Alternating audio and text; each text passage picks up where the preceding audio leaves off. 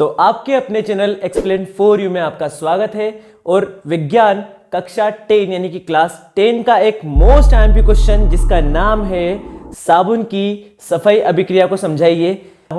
और इस क्वेश्चन की बात करें तो यह क्वेश्चन बड़े बड़े क्वेश्चनों में बहुत भारी संख्या में आने वाला यानी कि बार बार एग्जाम में पूछा गया है और इसीलिए ये क्वेश्चन मैं आज आपके लिए लेकर आया हूं। तो क्यों ना इसे याद कर लिया जाए और पक्का आज आपको याद में करा कर ही रहूंगा। आप वीडियो को स्टार्ट से लेकर एंड तक देखिए। तो साबुन से सफाई की अभिक्रिया बताने से पहले आपको साबुन की दो प्रॉपर्टी बता देनी है जिससे आपके क्वेश्चन का इंट्रो तैयार हो पाएगा। तो आपको याद रखना है कि जो साबुन होता है, मैं आपके लिए लिख रहा हूं, साबुन जो होता है इसके दो हिस्से होते हैं। एक हिस्से को कहते हैं आयनिक भाग और दूसरा हिस्से को हम अपनी लैंग्वेज में पूंछ वाला भाग कहते हैं। एक्चुअल में ये वाला जो हिस्सा होता है वो हाइड्रोकार्बन सिरा होता है। हाइड्रोकार्बन सिरा, हाइड्रोकार्बन सिरा मतलब जिसमें हाइड्रोजन और कार्बन की पूरी श्रृंखला लगी हुई रहती है। तो केवल दो ही भाग है, आसानी से याद हो जाएंगे। साबुन का जो अणु होता है वो दो चीजों से मिलकर बना होता है, एक तो आयनिक भाग और दूसरा पूंछ यानी कि हाइड्रोकार्बन सिरा। अब इनके बारे में एक स्पेशलिटी वाली बात यह है दोस्तों कि जो आयनिक वाला भाग है ना, इसे हम कहते हैं जलरागी। जलरागी मतलब इसको पानी में रहना पसंद है, ये पानी को टच करते रहता है यानी कि हमेशा पानी से मिक्स होते रहता है। और दूसरा हिस्सा जो है इसका बिल्कुल अपोजिट होगा। तो जलरागी का अपोजिट अगर हम लिखना चाहे तो उसे हम लिख देंगे जल विरागी।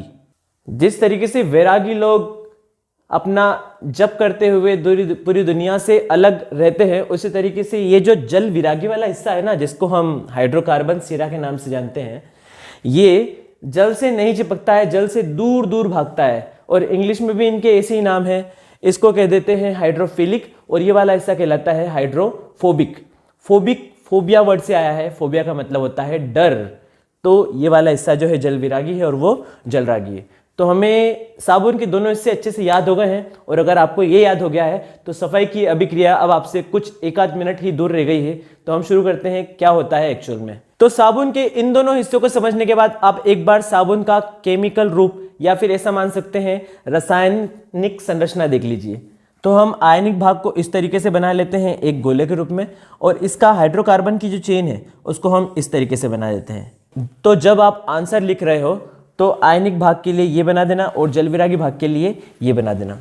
अब किस तरीके से साबुन जो है सफाई का काम करता है उसके लिए मैं आपको इस चीज को डायग्राम के साथ समझाना चाहूंगा कि अगर आपके पास इतना बड़ा रुमाल का टुकड़ा है जिस पर ग्रीस या तेल की बूंद लगने के कारण इतना हिस्सा गंदा दिख रहा है, तो अगर आप इसे साबुन के पानी से भरी बाल्टी में डुबो लेते हैं तो क्या होता है उसके आगे की चीज देखिए।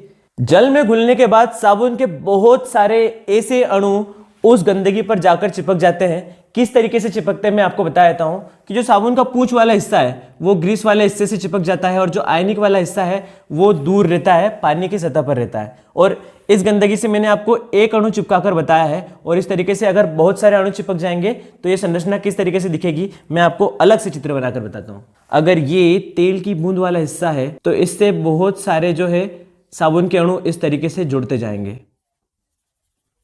तो साबुन के अंदर लगी गंदगी को मैंने यहां पर अलग से बताने की कोशिश की है। ये गंदगी वाला हिस्सा और इससे अलग अलग साबुन के अणु इस तरीके से जुड़ गए हैं। और आप चित्र में साफ साफ देख पा रहे हैं कि जो हाइड्रोकार्बन वाली चेन है वो गंदगी को पूरी तरीके से कैच कर चुकी है, चारों तरफ से घेर चुकी है। अब गंदगी को साबुन के अणु ने चारों तरफ से घेर लिया है और इतने अच्छे से पकड़ लिया है कि इस गंदगी को अब वो कपड़े पे नहीं रहने देंगे और इस गंदगी को लेकर पानी में तैरने लग जाते हैं। तो इस संरचना को कहते हैं मिसेली संरचना। आपको ये नाम याद रखना होगा कि साबुन के अणु जब गंदगी से जुड़ जाते हैं तो ऐसी एक संरचना बनाते हैं जिसको मिसेली संरचना कहते हैं। और ऐसी कई सारी मिसेली संरचनाएं इस पानी के घोल में तैरने लग जाती है। और जब आप कपड़े को निकाल कर निचोड़ लेते हो तो निचोड़ने के साथ साथ ये मिसेली गंदगी को लेकर कपड़े से दूर हो जाती है। और जब हम कपड़े को बाहर निकालते हैं निचोड़ने के बाद उस पे से गंदगी साफ हो जाती है, तेल की या ग्रीस की बूंदें साफ हो जाती है। जिस तरीके से हमारी मम्मी या फिर हम जब कपड़े धोते हैं तो धोने के बाद किस तरीके से साफ दिखते हैं, होता ऐसा ही है। अब आप सोचेंगे कि सर आपने समझा तो दिया है लेकिन स्टेप बाय स्टेप किस तरीके से लिख सकते हैं। तो मैं आपके इस डाउट को क्लियर करता हूं और फर्स्टली पहले 30 सेकंड में पूरा का पूरा सीक्वेंस आपको बता देता हूं। तो क्या याद करना है, साबुन के दो अणु होते हैं, आयनिक वाला हिस्सा, पूंछ वाला हिस्सा जिसको कहते हैं हाइड्रोकार्बन सिरा। आयनिक हिस्सा जल रागी होता है, जल से चिपकने वाला, और चेन वाला हिस्सा जो होता है जल विरागी होता है। जब गंदे कपड़े को साबुन के जल से युक्त पानी में भिगोया जाता है या फिर डुबाया जाता है तो उस गंदगी से साबुन के सारे अणु जुड़कर एक मिसेली जैसी संरचना बना देते हैं और ये मिसेली संरचना पानी में गंदगी के साथ तैरने लग जाती है। इसके बाद कपड़े को जब निचोड़कर बाहर निकाला जाता है तो मिसेली गंदगी के साथ अलग हो जाते हैं और केवल हमारे हाथ में आता है एक साफ कपड़ा, और ये साबुन से सफाई की अभिक्रिया। तो आपको भले ही स्टेप समझ में आ गई हो, लेकिन आप बोर्ड एग्जाम में किस तरीके से लिखेंगे इसका मैंने एक प्रारूप बनाकर बहुत अच्छे से एक पेज में लिखकर रेडी किया है। तो देखते हैं कि स्टेप बाय स्टेप अगर आप पैराग्राफ के रूप में एग्जाम में लिखेंगे तो किस तरीके से लिखेंगे, वो हाजिर है आपके लिए। तो दोस्तों अब हम शुरू करने वाले हैं साबुन की सफाई अभिक्रिया का पैराग्राफ वाला प्रेजेंटेशन। जो हमने सीखा है उसी का लिखित रूप देखने वाले हैं, और अब आपको स्क्रीन पर भी दिख रहा है पूरा का पूरा आंसर। आप ऐसा का ऐसा आंसर बोर्ड एग्जाम में एज इट इज लिख सकते हैं और आपको ये वैसा का वैसा याद भी हो जाएगा। तो देखिए पहली लाइन देखते हैं। पहली लाइन में हमने साबुन के अणु की जानकारी दी है। साबुन के अणु के दो भाग होते हैं जिसमें एक भाग आयनिक तथा एक भाग पूंछ वाला होता है। आपको फर्स्ट 3 लाइन में यही लिखा हुआ मिलेगा और उसके बाद मैंने इसका चित्र बना दिया है, जैसा बोर्ड पर भी दिख रहा है वैसे ही आपको पेज में भी दिख रहा होगा। इसका आयनिक भाग जल रागी तथा पूंछ वाला भाग जल विरागी होता है। ये आपको याद हो चुका है। आयनिक भाग जल रागी है, जल से चिपकने वाला, और पूंछ वाला हिस्सा जल विरागी होता है।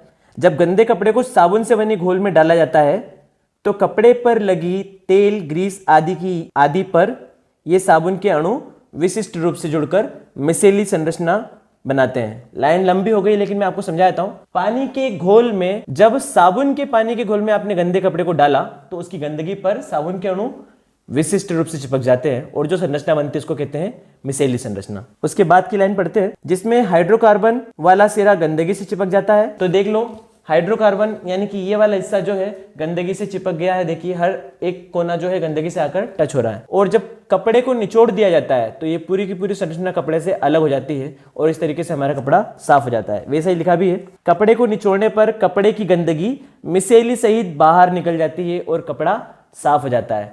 तो गाइस ये था आपके लिए एकदम परफेक्ट आंसर जिसको आप बोर्ड एग्जाम में लिखकर उस क्वेश्चन के पूरे नंबर ला सकते हैं। तो गाइस कैसा लगा आपको ये वीडियो, आप मुझे कमेंट सेक्शन में बताइए। कितने लोगों को वीडियो देखते ही आंसर याद हो गया है, मुझे ये भी आप कमेंट में बताइए। और अगर आप विज्ञान में वाकई में बहुत अच्छे नंबर लाना चाहते हैं, 70 से अधिक नंबर लाना चाहते हैं, तो आपके लिए एक बहुत ही प्यारा सा वीडियो हमने तैयार किया है जिसमें सारे के सारे विज्ञान के आईएमपी क्वेश्चन हमने डाल दिए हैं जो विज्ञान के पेपर 2023 में आने वाले हैं। तो आप आई बटन में जाइए और उन क्वेश्चंस को देखकर पता कीजिए कि आपको इसमें से कितने क्वेश्चन याद है और कितने क्वेश्चन याद करना बाकी है। Thank you so much video को देखने के लिए।